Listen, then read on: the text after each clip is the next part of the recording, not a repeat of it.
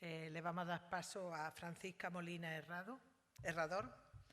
Es CEO, Selecciona Consultoría, cofundadora y directora de la Escuela de Negocios de Alta Dirección, experta en mercadotecnia, responsabilidad social corporativa e implantación de políticas empresariales que generan valor.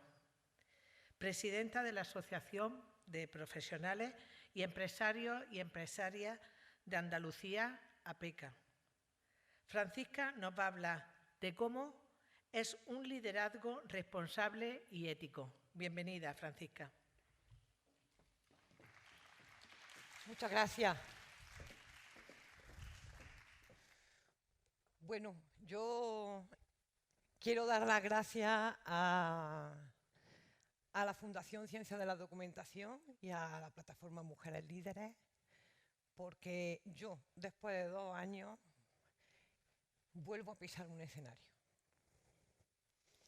al cual he estado acostumbrada durante más de una decena de años. Entonces, es como un volver a nacer, por decirlo de alguna manera.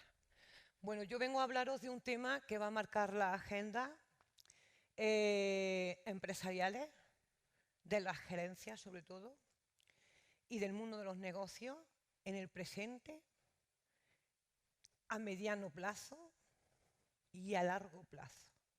Y es el liderazgo responsable.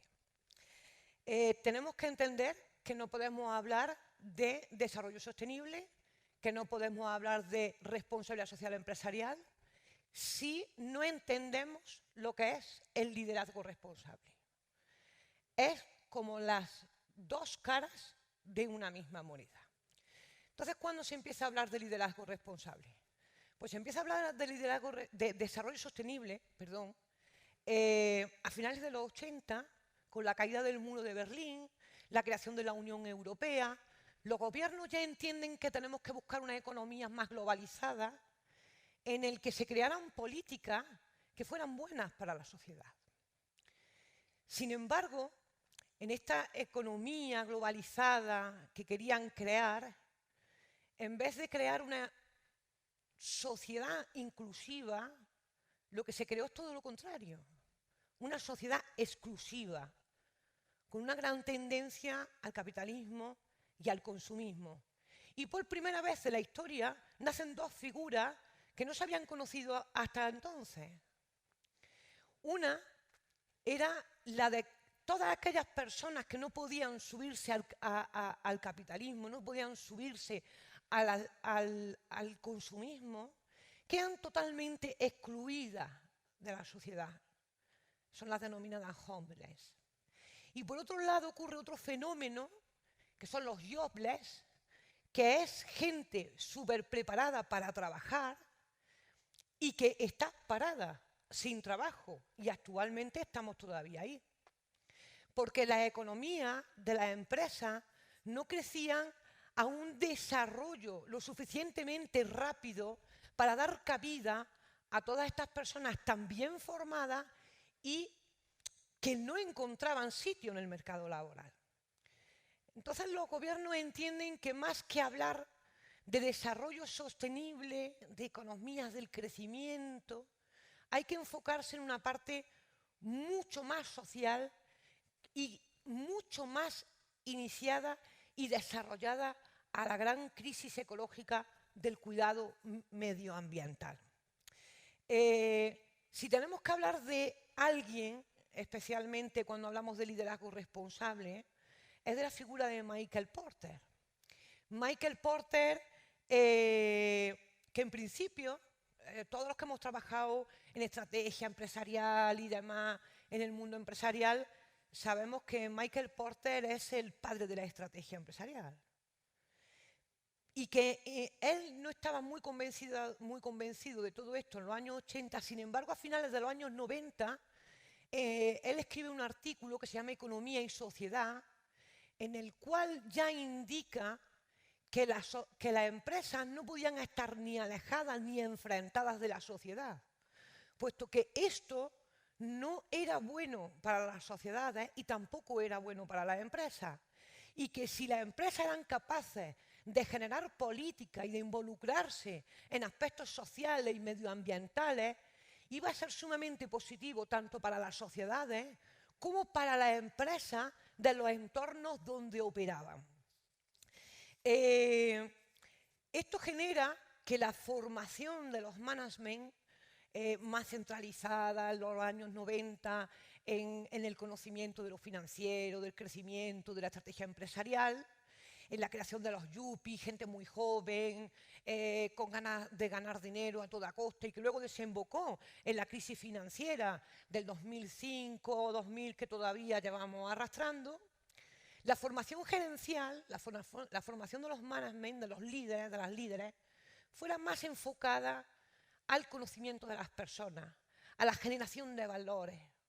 Y entonces aquí ya empezaron a surgir términos como los stakeholders, la cuenta de triple resultados, y la responsabilidad social empresarial se empezaba a mover más. Una responsabilidad que además tiene que ser asumida por la líder o el líder de la empresa de una forma voluntaria. Es decir, tiene que creer en ello. Tiene que estar concienciado de que esto es bueno para la empresa y para la sociedad que opera alrededor de esa empresa. Porque el líder o la líder responsable tiene que generar políticas de valor en la cercanía de donde se encuentra para generar algo que se llama sostenibilidad. Entonces, aquí surge algo sumamente ya importante que la sociedad empieza a apreciar y es el sentido de existir de la empresa. ¿Por qué mi empresa tiene el sentido de existir? ¿Dónde estoy? Dentro del sentido de existir hay algo impresionante que se llama la reputación. La reputación no es aquello que nosotros colgamos en nuestras redes sociales, ni en nuestra web. No. La reputación no se puede controlar. La reputación es lo que opinan los demás de nuestra empresa. Os voy a poner un ejemplo. Todos conocemos una gran marca de refrescos, por no decir nombre, que cuando se inició la corriente del consumo de alimentos responsables, de que las bebidas gaseosas, edulcoradas y demás no eran beneficiosas para el consumo, el tomarla en exceso. Entonces, esta empresa, asociada a la Navidad, a la alegría, al color rojo, algo positivo, algo que gustaba, el valor accionarial de esta empresa estaba basada en su reputación. Cuando la comunidad médica dice que el consumo de esta agua gaseosa o refrescos gaseosos era perjudicial para la salud, esta empresa tuvo que reinventarse porque su valor reputacional cayó en picado.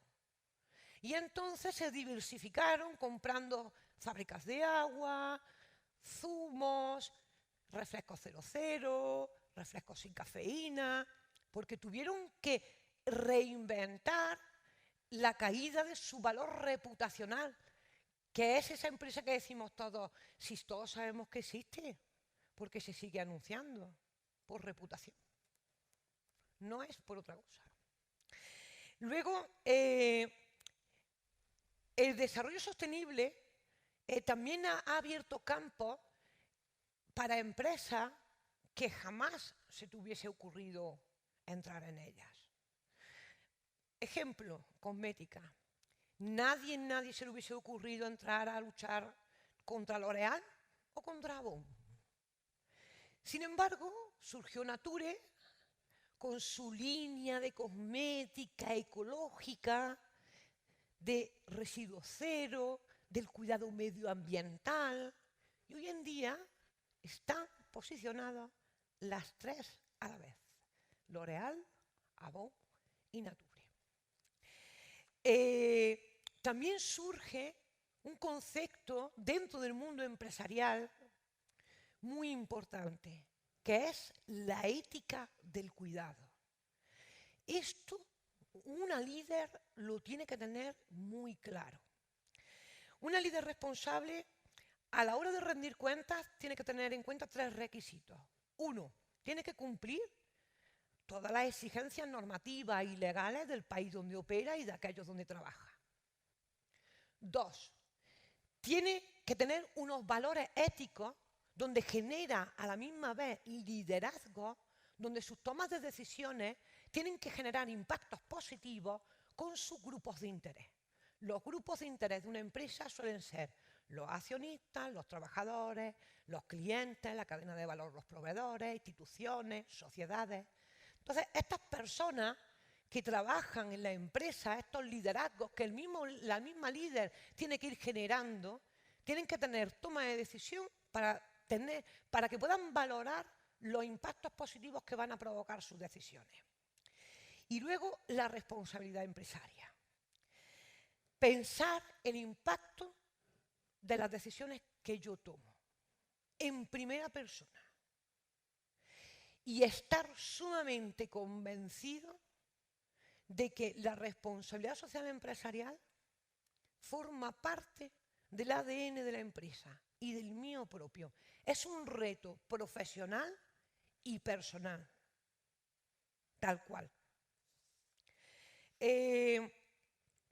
Porque la líder o el líder hoy en día tiene que dar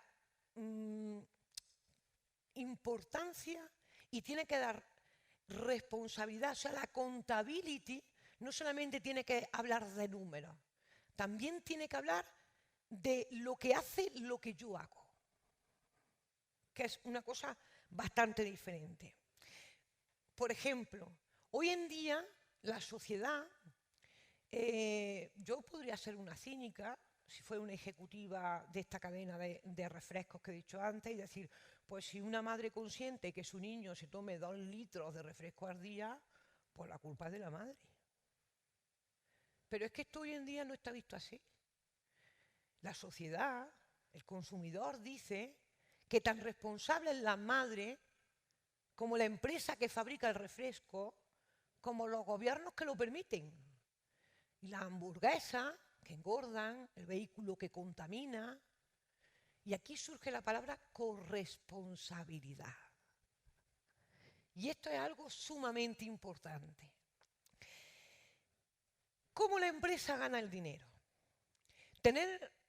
Ser responsable, tener los objetivos de desarrollo sostenible, todo no tiene nada que ver con el dinero que gana la empresa. Yo tengo una empresa para ganar dinero, no tengo una empresa para otra cosa y para pagar Hacienda, claro está. La diferencia es cómo gano el dinero. Esa es la gran diferencia. Si yo tengo mis trabajadores dados de alta y mis trabajadoras sus 8 horas, le pago su convenio y son efectivas y reales, estoy ganando bien el dinero. Si los tengo dados de alta 4 horas, no les pago ni 800 euros, luego trabajas 10, ya no estoy ganando tan bien el dinero, ¿verdad que no? Aquí surge algo sumamente importante dentro de los recursos humanos y es cuando empezamos a hablar de diversidad. La diversidad no es otra cosa que el líder tiene que generar, o la líder, un ambiente de trabajo lo suficientemente cómodo para que las personas puedan expresar libremente su religión, su política, qué opinan y qué no opinan sin miedo a ser juzgados, ni más ni menos. Y aquí nos encontramos, si os dais cuenta, con que la líder tiene algo sumamente importante en sus manos.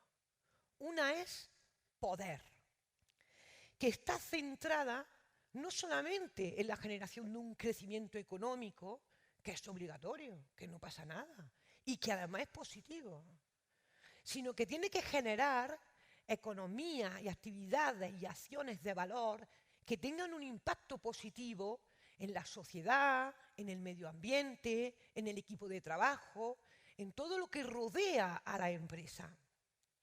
La segunda es confianza.